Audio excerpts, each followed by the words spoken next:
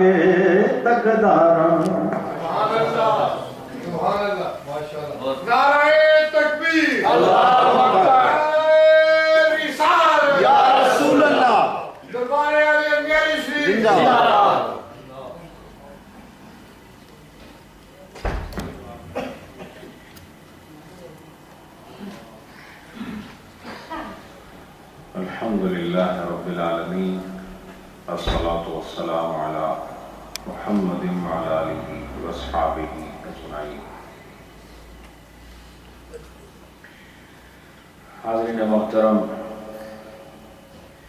ہفتہ وار مجلس ذکر درس فقہ، اس میں آپ احباب کی آمد اس بات کا اعلان ہے کہ آپ کو جس طرح اللہ اور اس کے رسول سے محبت ہے، اللہ اور اس کے رسول کی شریعت سے آپ کو اسی طرح محبت ہے۔ سبحان اللہ۔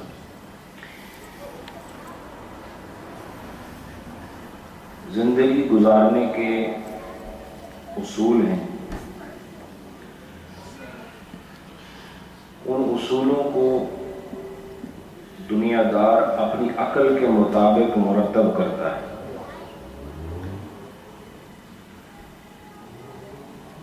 اور یہ عقل والوں کے اجتماع سے ایک قانون، ایک ضابطہ، ایک آئین مرتب ہوتا ہے۔ اس آئین کو مرتب کرنے والے انسان ہوتے ہیں،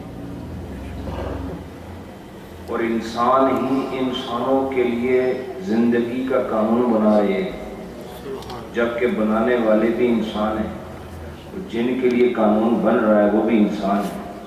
تو ایک ناقص دوسرے ناقص کے لیے زندگی کا قانون بنا رہا ہے، اس کو لے جانے سے ایک ناقص دوسرے ناقص کے لیے اچھی زندگی گزارنے کا اور اچھی زندگی گزارنے کا اصول مرتب کر رہا ہے، اور پھر جو انسان ان انسانوں کے بنائے ہوئے قانون کے مطابق عمل نہ کرے، یہ ان کو طاقت کے ذریعے پھر سزا بھی دیتے ہیں۔ ایسا ہے کہ بولو نا جی، رام صاحب آگے بیٹھا، ایسا بیٹھے بیٹھے بیٹھنا کوئی اتنا مشکل کام نہیں ہوتا، وہ ایسے سارے گھبرا جاتے ہیں۔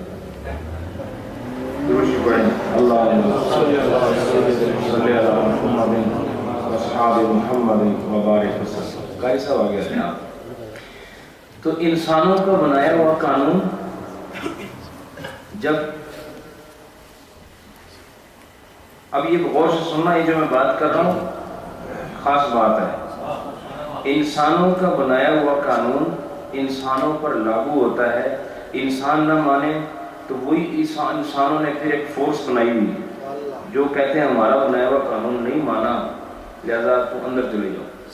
تشدد بھی ہوتا ہے، جور و جفا بھی ہوتی ہے، جبر بھی ہوتا ہے۔ تو وجہ کیا ہے کہ ایک انسان دوسرے انسان کا قانون مانے کیوں؟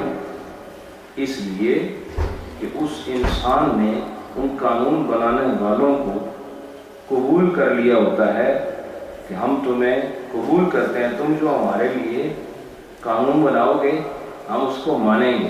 ان کو تم پارلیمنٹ تک پہنچاتے ہو خود، پھر وہ قانون بناتے ہیں، چونکہ آپ کا تسلیم کرنا،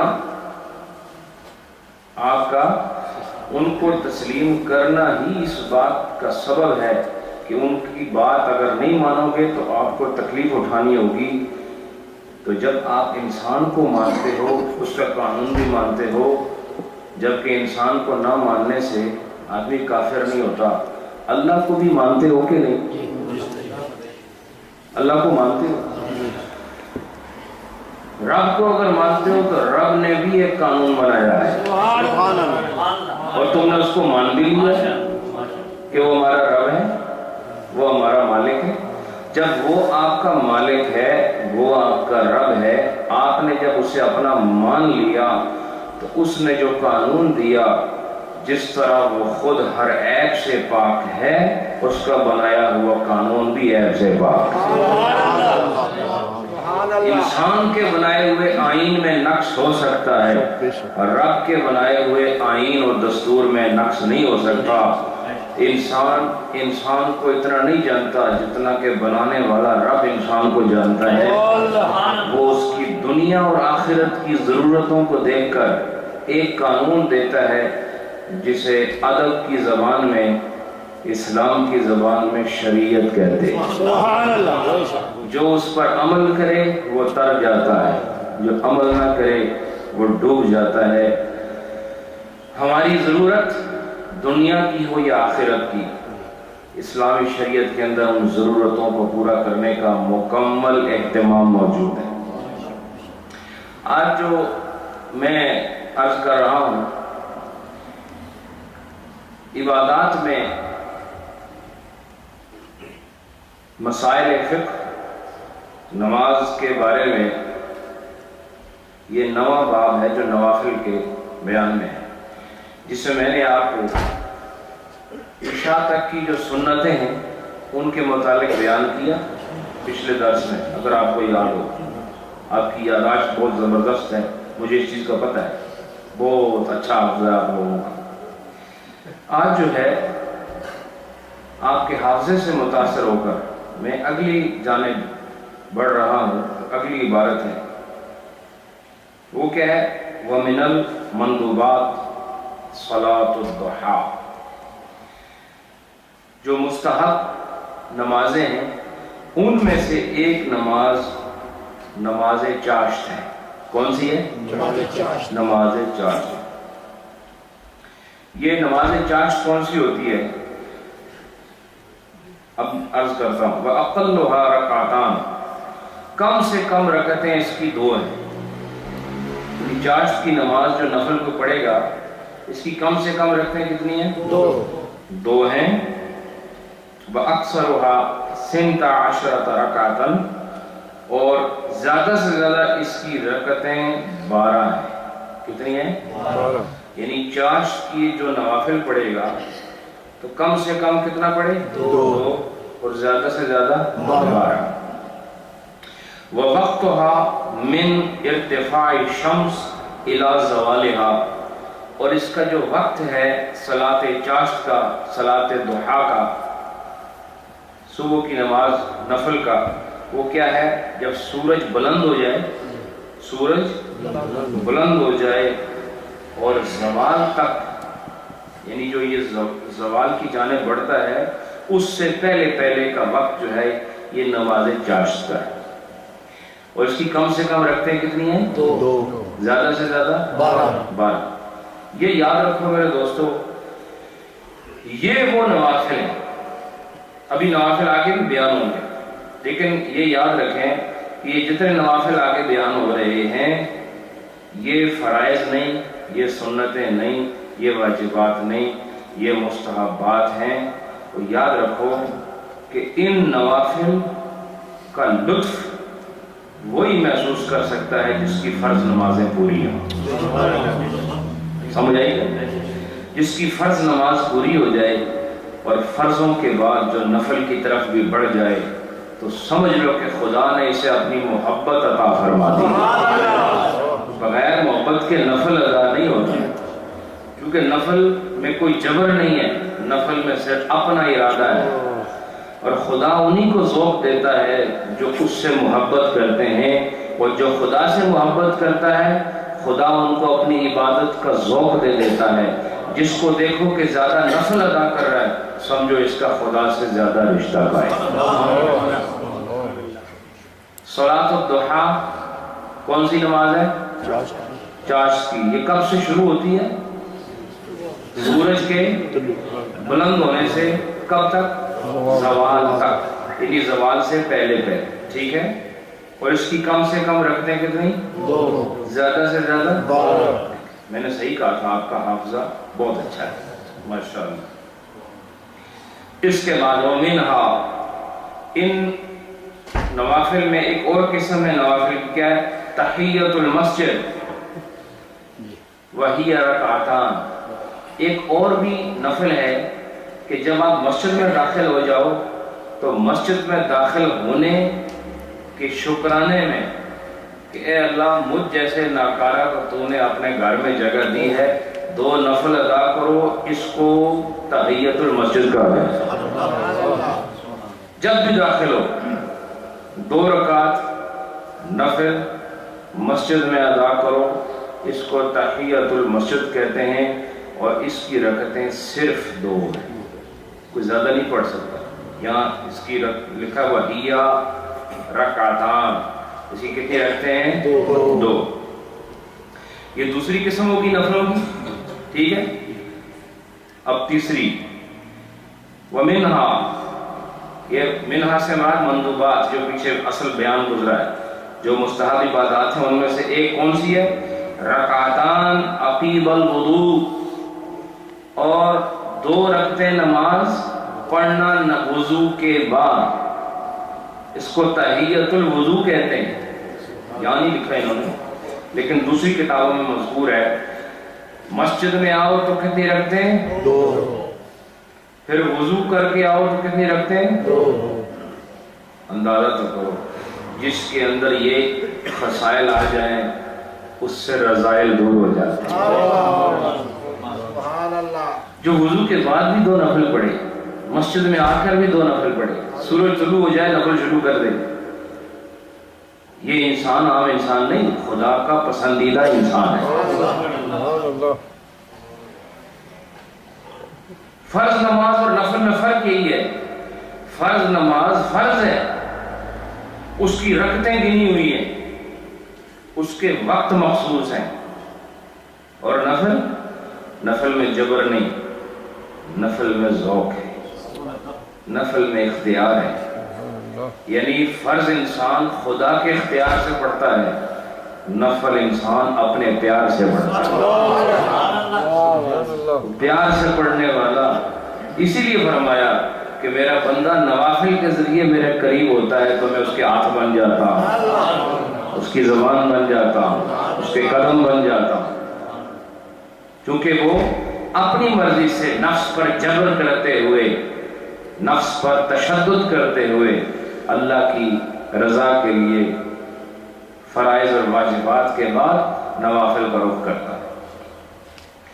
2 رکعتیں وضو کے بعد، ٹھیک ہے، یہ تیسری ہوگی۔ چوتھی ومنها صلاۃ الاستخارہ، اور ایک نفلی نماز ہے نماز استخارہ۔ کون سی نماز ہے بھائی؟ وہی رکعتان، اور اس کی بھی 2 رکعتیں ہیں۔ کتنی رکعتیں ہیں؟ 2۔ استخارہ کا مطلب کیا ہوتا ہے؟ استخارہ کا مطلب یہ باب استفعال ہے، اور باب استفعال کی خاصیات میں طلب ہے۔ اس کی ایک خاصہ کیا ہے؟ طلب، یعنی جب یہ بات بولی جائے جو عربی زبان میں باب استفعال سے کلام ہو تو اس کے اندر تقاضا ہوتا ہے، اس کے اندر طلب ہوتی ہے، اس کے اندر آرزو ہوتی ہے۔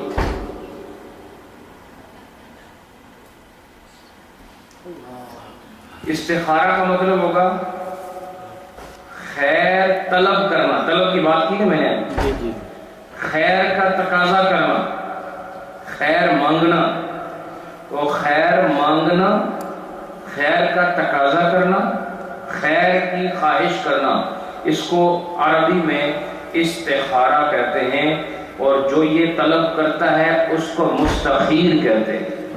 کیا کہتے ہیں؟ مستخیر۔ ہاں، سمجھ آئی کہ نہیں؟ خیر طلب کرنے والے ہم بھی ہیں، آپ بھی ہیں، لیکن یہ خاص نماز ہے۔ آج کل استخارے ٹی وی پر ہو رہے ہیں، ریڈیو پر ہو رہے ہیں، خطوں میں ہو رہے ہیں، ایپلیکیشن، موبائل ایپلیکیشن میں ہو رہے ہیں، واٹس ایپ پر ہو رہے ہیں، وائبر پہ ہو رہے ہیں۔ یہ جیسے یہ ایپلیکیشن ہے نا، وہ یہ استخارہ بھی نکلنا تھا۔ سمجھ آئے گی نہیں؟ کیا بے وقوفی کا دور آ گیا ہے۔ استخارہ ایسے نہیں ہوتا کہ آپ نے کسی کو فون کیا، اس نے فوراً آپ کو بتا دیا یہ یوں کرو، یہ استخارہ نہیں۔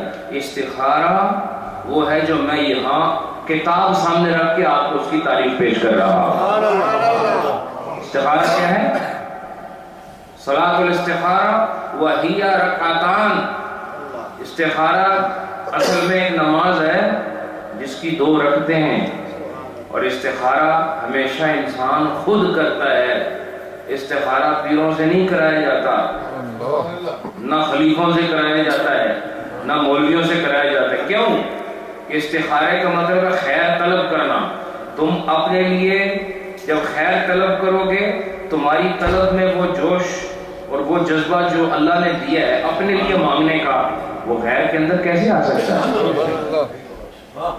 مجھے بتاؤ نا کہ اگر آپ کو صحت کی ضرورت ہے، میں نے ایک گل نے جواب دیا، جی تسانی صحت خراب ہو جائے تو تواڈے تو زیادہ صحت حاصل کرنے کی خواہش کس کی ہو سکتی ہے؟ جس نفس آپ کو دعا کرو اس کو زیادہ ضرورت ہے یا آپ کو زیادہ ضرورت ہے؟ یہ درد کے ساتھ خیر کون مانگے گا؟ وہ جس کو خیر کی ضرورت ہے۔ تو دوسرا جب آپ کے لیے استخارہ کرے گا جائز ہے، لیکن افضل استخارہ وہ ہے جو انسان خود کرے۔ استخارہ کا مطلب اللہ سے خیر طلب کرنا۔ اور جب تم ایک مسئلے میں اڑ جاؤ، پھنس جاؤ اور تمہارے پاس جواب نہ ہو اور تمہیں کوئی راستہ دکھائی نہ دیتا ہو اور کوئی راہ نہ سوچتی ہو، تو اس وقت بندہ 2 رکعت نفل پڑھ کے رب کے ساتھ سوال کا جواب حاصل کرنے کے لیے نفلوں کا رشتہ قائم کر دیتا ہے۔ نفل پڑھتا ہے، اے اللہ مجھے خیر چاہیے، مجھے چاہیے نا، اس لیے میں جھک رہا ہوں۔ وہ جھک جاتا ہے اور جھک کر خیر طلب کرتا ہے، اور پھر وہ دعا ہے استخارے کی پڑھتا ہے، سو جاتا ہے۔ خواب کے اندر اشارات ہوتے ہیں۔ ہاں، اب مرحلہ آتا ہے ان لوگوں کا جن سے آپ استخارہ کرانے کی کوشش کرتے ہیں۔ یہ مرحلہ اب شروع ہوتا ہے کہ جو تم خواب میں دیکھو خود تعبیر نہ کر سکو تو صاحبان علم کے پاس جاؤ، وہ آپ کو بتائیں گے کہ اس خواب میں آپ کے لیے کیا اشارہ ہے۔ تو آج کے بعد یاد رکھیں، استخارہ خود کرنا ہے یا ٹی وی پہ کرانا ہے؟ بولو نا، خود کرنا ہے۔ اور جنہوں ٹی وی پر استخارہ کرتا ہے وہ اس کی شکل ہی آلو بخارے جیسی ہوئی نا کہ استخارہ کرنا ہے، اس کو کیا پتا ہے استخارہ کیا چیز ہے؟ اگر اس کو شریعت کا تھوڑا بہت بھی پتا ہو تو وہ آپ کو جواب میں کہے نہیں، استخارہ اللہ اور اس کے رسول نے تمہارے لیے خود قائم کیا، تم کرو۔ چلیں ایک اور ہے، منہا صلاۃ الحاجہ، ایک اور بھی نفلوں کی قسم ہے، وہ ہے حاجت کی نماز۔ کون سی نماز؟ یہ دوستوں اگر عمل تو کرو، دیکھو بگڑیاں کیسے بنتی ہیں۔ فرمایا اگر کوئی مصیبت آ جائے، کوئی پریشانی آ جائے، کوئی دکھ آ جائے، تکلیف آ جائے، تو طریقہ کیا ہے؟ فوراً نماز کی طرف بڑھ جائیں۔ آپ کو پتہ ہے نبی پاک صلی اللہ علیہ وآلہ وسلم پر جب کوئی آزمائش آتی، کوئی تکلیف آتی، آپ فوراً نماز کرو فرماتے تھے۔ اور یہ قرآن کا حکم، وَاسْتَعِینُوا بِالصَّبْرِ وَالصَّلَاةِ، مدد حاصل کرو صبر سے اور نماز۔ جب تکلیف آئے 2 رکعت نفل پڑھو۔ کتنے؟ 2۔ یہ میں نہیں کہتا، یہ کتاب کہہ رہی، وَهِيَ رَكْعَتَانِ، اس کی بھی کتنی رکھتے ہیں؟ 2۔ نماز استخارہ کتنی رکھتے ہیں؟ 2۔ نماز حاجت کی کتنی رکھتے ہیں؟ 2۔ نماز تحیت المسجد کی کتنی رکھتے ہیں؟ 2۔ اور تحیت الوضو کی؟ 2۔ ماشاءاللہ۔ چاشت کی 2 سے 12 2 سے 12 ماشاءاللہ، بہت اچھے شاگرد ہیں آپ۔ اگر کوئی طلب ہو، دعا مانگنے کا طریقہ میں آج بتاتا ہوں۔ آپ اڑ جاؤ، پھنس جاؤ، مصیبت میں گرفتار ہو جاؤ، وضو کر کے آؤ اللہ کے گھر میں، بلکہ اپنے گھر میں، ادھر 2 رکعت نفل پڑھو۔ نفل کی نیت یہ کرو، اللہ میں 2 رکعت نماز حاجت کی نیت کر رہا ہوں۔ وہ پڑھ کے اللہ کے حضور ہاتھ اٹھاؤ، میرے نبی کی شریعت سے ثابت ہے خدا آپ کی پریشانی دور فرما دے انشاءاللہ۔ ایک قدم آگے بڑھیں۔ ومنہا، اب بڑی خوبصورت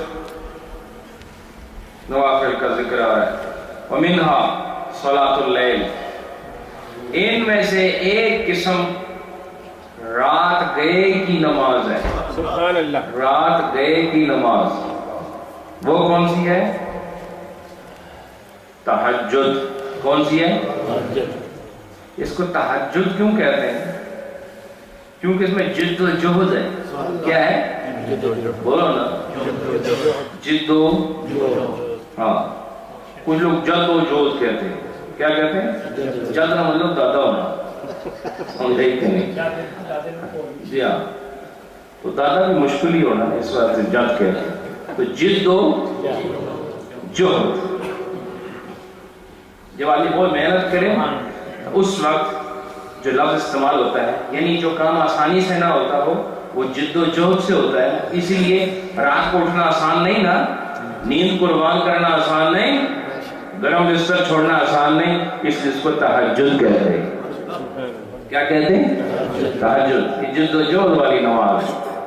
فرماتے ہیں وہ منتہا تہجدہ ہی علیہ السلام، کہا کہ نبی پاک کے تہجد کی نماز کی انتہائی رکعتیں، یعنی حضور نے جو تہجد کی نماز میں زیادہ سے زیادہ، منتہا کیا ہوتا ہے؟ یعنی سب سے زیادہ، منتہا کیا ہوتا ہے؟ سب سے زیادہ، سب سے زیادہ جو آپ نے رکعتیں پڑھی ہیں وہ کیا ہے؟ سمان و رکعتیں، وہ 8 رکعتیں ہیں۔ کتنی ہیں؟ 8۔ چاشت کی زیادہ سے زیادہ کتنی ہیں؟ 12۔ اور تہجد کی جو نبی پاک سے ثابت ہے زیادہ سے زیادہ 8، بولتے نہیں آپ، 8۔ وَأَقَلُّهُ رَكْعَتَانِ، اور کم سے کم 2، کم سے کم 2، زیادہ سے زیادہ 8۔ یعنی جو 2 پڑھے گا اس کو بھی تہجد کا ثواب مل جائے گا، جو 4 پڑھے گا اس کو بھی تہجد کا ثواب مل جائے گا، 6 پڑھے گا اس کو بھی ملے گا، تو 8 پڑھے گا اس کو بھی ملے گا۔ فرق اتنا ہے جو جتنا زیادہ پڑھے گا اس کو اتنا زیادہ ثواب ملے گا۔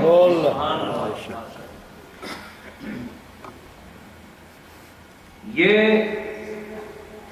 حضرت عباس جو حضور کے چچا تھے، نبی پاک صلی اللہ علیہ وسلم نے ارشاد فرمایا کہ اگر اے میرے چچا اگر آپ یہ نفل پڑھیں گے تو آپ کے ظاہر، پوشیدہ، چھوٹے بڑے، اگلے پچھلے، دانستہ نادانستہ جتنے بھی گناہ ہیں اس نماز کی وجہ سے خدا تعالیٰ کرم فرمائے۔ نہیں، میں تھوڑا جا غلط ہو گیا۔ صلاۃ تہجد کی فضیلت میں کوئی شک نہیں، کوئی شک نہیں۔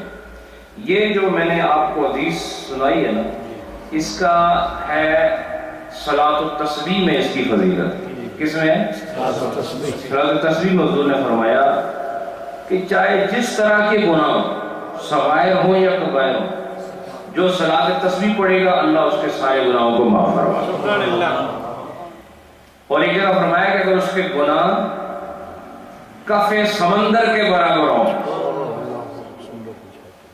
کف کہتے ہیں نا ہتھیلی کو، یعنی سمندر کی سطح، جس کے گناہ اتنے زیادہ ہوں کہ سمندر پر پھیلا دیے جائیں، پھیل جائیں، اتنے گناہ ہوں، صلاۃ تسبیح پڑھنے سے خدا اس کے وہ گناہ معاف کروا دے۔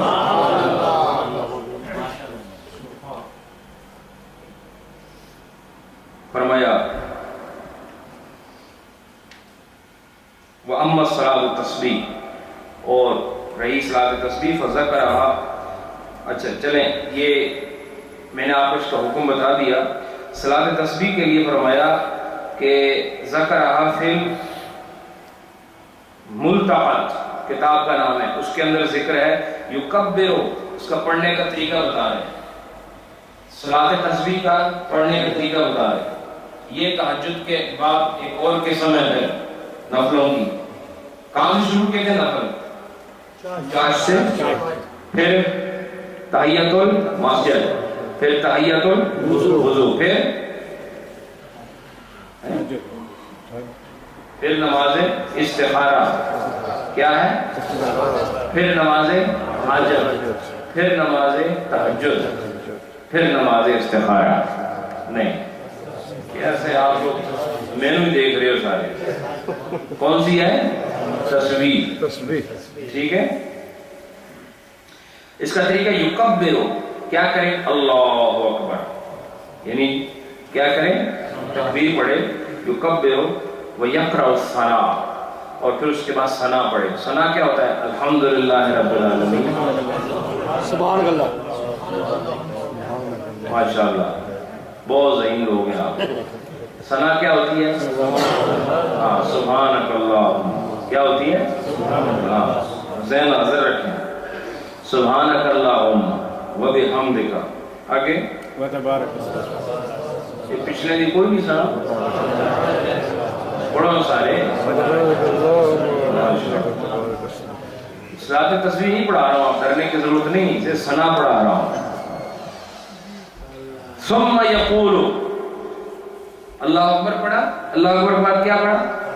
سبحانک اللہم، ٹھیک ہے، ثنا پڑھی، ثنا کے بعد ثم یقول، اس کے بعد کیا پڑھے؟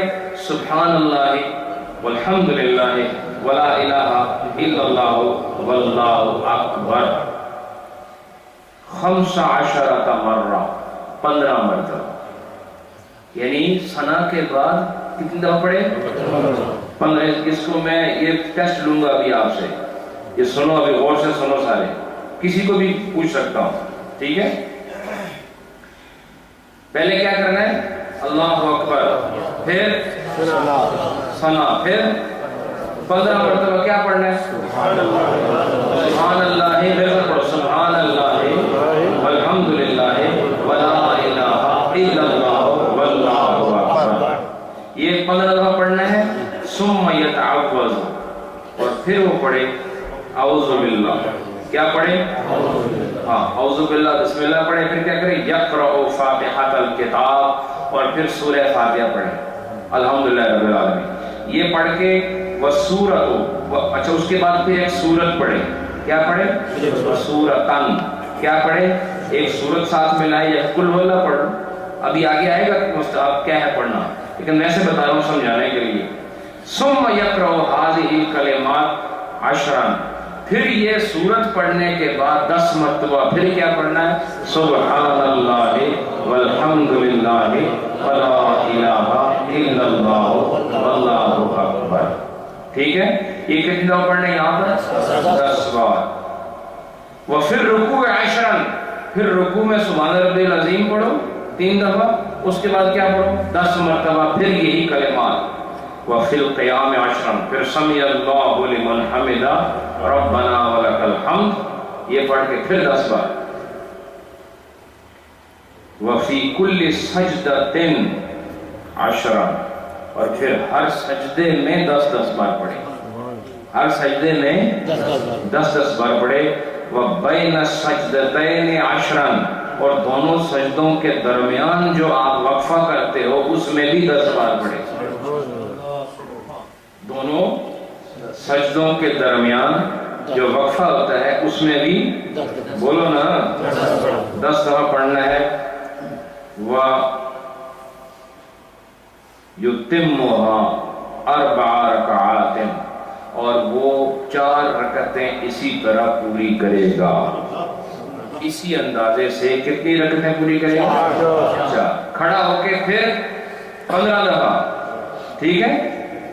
پھر سورہ فاتحہ، نہیں، سورہ فاتحہ، پھر سورت، پھر 10، پھر رکوع میں، پھر سمی اللہ، پھر سجدے میں، پھر سجدے میں جب بیٹھے گا پھر دوبارہ سجدے 2، پھر تحیات پڑھ کے پھر کھڑا ہو جائے، پھر اسی طرح کہا کہ اسی طرح 4 رکعتیں پوری کرے۔ قیل لابن عباس، حضرت ابن عباس رضی اللہ تعالیٰ عنہ کا جو قول ہے، ان سے یہ کہا گیا هل تعلم لهذه الصلاة سورہ؟ قال نعم، حضرت ابن عباس سے پوچھا گیا کہ آپ کو اس نماز میں جو صورتیں پڑھی جاتی ہیں ان کے بارے میں آپ کو کوئی خبر ہے کہ ان میں صورتیں کون سی پڑھی جائیں؟ حضرت ابن عباس سے پوچھا کسی نے، تو حضرت ابن عباس نے کہا نعم، مجھے پتا ہے، مجھے پتا ہے، مجھے خبر ہے۔ وہ کیا ہے؟ الہاکم التکاثر، پہلی رکعت میں کیا ہے؟ الہاکم التکاثر پڑھو، والعصر، اور دوسری میں کیا پڑھو؟ سورۃ العصر پڑھو، وقل یا ایھا الکافرون، تیسری میں قل یا ایھا الکافرون پڑھو، وقل هو اللہ احد، اور چوتھی میں قل هو اللہ احد۔ اب صلاۃ تسبیح کی پہلی رکعت میں کون سی سورت پڑھنی ہے؟ الہاکم التکاثر، دوسری میں سورۃ العصر، تیسری میں سورۃ الکافرون، اور چوتھی میں سورۃ الاخلاص، ٹھیک ہے؟ قال المعلی، اور معلی جو امام ہیں ان کا قول نکل کر رہے ہیں، وَيُصَلِّهَا قَبْلَ الظُّهْرِ، کہا کہ سب سے بہترین وقت صلاۃ تسبیح کا آج پہلی دفعہ آپ سن رہے ہیں وہ ظہر سے پہلے کا وقت، یعنی زور کی نماز ادا کرنے سے پہلے، یعنی زوال کا وقت گزر جائے تو زور کی نماز ابھی آپ کی رہتی ہو، اس سے پہلے آپ کیا پڑھیں؟ بولو نا، صلاۃ تسبیح کیا پڑھیں؟ میرے دوستو، میں اس کو اب یہیں پر روکتا ہوں. میرا ارادہ تو زیادہ تھا کہ میں آپ سے ذکر کرتا، لیکن جو معمول ہے یہ ہے کہ مغرب سے پہلے ہی آپ کی خدمت میں لنگر بھی پیش ہو اور ہم مغرب کے بعد کلیتاً فراغت حاصل کریں. بہرحال امید ہے کہ آج نوافل کی یہ شرح آپ کو سمجھ بھی آئی اور پسند بھی آئی ہے. ایسا ہے کہ سمجھ بھی آئی، کیونکہ آج دونوں کام، پسند تو آپ کو ہمیشہ آتی ہے، سمجھ نہیں آتی. یہ بھی ایک عجیب معجزہ ہے. وہ ایک ہمارے حاجی صاحب ہیں، ان کا نوجوان لڑکا ہے، اردو نہیں سمجھتا ہے، تو اس نے کہا کہ پیر صاحب کی گفتگو مجھے بڑی اچھی لگتی، سمجھ کو نہیں لگتی کیا کہنے ہیں، لیکن بہت اچھی لگتی. تو بس آپ بھی اسی فارمولے پر عمل کر رہے ہیں، لیکن آج آپ نے کمال کر دیا، آپ کو سمجھ بھی آ رہی ہے اور اچھی بھی لگ رہی ہے. ہمارا فقہ کہ یہ جو ابواب اور یہ جو کتابیں ہیں یہ کوئی معمولی بات نہیں ہے، اللہ کا فضل ہے جو آپ استفادہ کر رہے ہیں. اور مجھ پر بھی اللہ کا کرم ہے کہ مجھ جیسا ناقص علم اتنی بڑی بڑی کتابوں سے کھیلنے کا مجھے موقع مل رہا ہے. اللہ آپ کو سمجھنے کی اور مجھے سمجھانے کی توفیق عطا کرے. ختم شریف اور اس کے بعد انشاءاللہ ذکر، پھر دعا، پھر لنگر شریف اور آخر میں انشاءاللہ نماز مغرب ادا کریں. آپ لوگوں نے درود شریف اپنا جو پڑھا ہے لکھوا دیا. جن صاحب کا رہتا ہو، امجد صاحب ڈاکٹر صاحب موجود ہیں، ان کے پاس آپ اپنا درود شریف لکھوائیں. اللہ تعالیٰ سب کو مہربانی عطا فرمائے. آپ سب نے عرس شریف کی مجلس کو ٹیلی ویژن پر دیکھا ہوگا اور یقیناً آپ کو ایک عجیب بہار اور عجیب کیفیت نظر آئی ہوگی، اور اس روحانی مناظر سے ہم بالنفس اور بالعین موجود ہو کر میں جو کیفیات وہاں سے لے کر آیا ہوں انشاءاللہ دعاؤں کی صورت میں وہ آپ کے اندر بھی منتقل ہوں. میں علامہ مقصود صاحب جلوری سے تشریف لائے، قاری صاحب صاحبان محبت و مرمت تشریف لائے، ہمارے حافظ ذوالفقار صاحب تشریف لائے. اللہ سب کو برکتیں عطا فرمائے. برمنگھم اور دیگر ٹاؤن سے جو احباب آئے ہیں سب کو اللہ برکتیں عطا فرمائے. یہ ذوق والی، محبت والی، ذکر والی مجلس ہے، اس کو آباد رکھو. اس میں آنا آپ کے لیے خیر کا باعث ہے. ہم نے تو مجلس کرنی ہے چاہے 3 آدمی بیٹھے ہوں، کرنی ضرور. تو آپ جب زیادہ آتے ہیں تو ذرا لطف بڑھ جاتا ہے، کیفیات خوبصورت ہو جاتی ہے، منظر حسین ہو جاتا ہے. اللہ سب کو خوش رکھے. مجلس میں آنا فراموش نہ کریں اور اس میں اضافہ فرمائیں. جزاکم اللہ. ختم شریف کا طریقہ آپ کو پتہ ہے کہ بڑی ترتیب سے آپ نے پڑھنا ہے اور اونچی آواز نال پڑھنا ہے. آپ کی زبان میں کہ اونچی آواز نال پڑھنا ہے.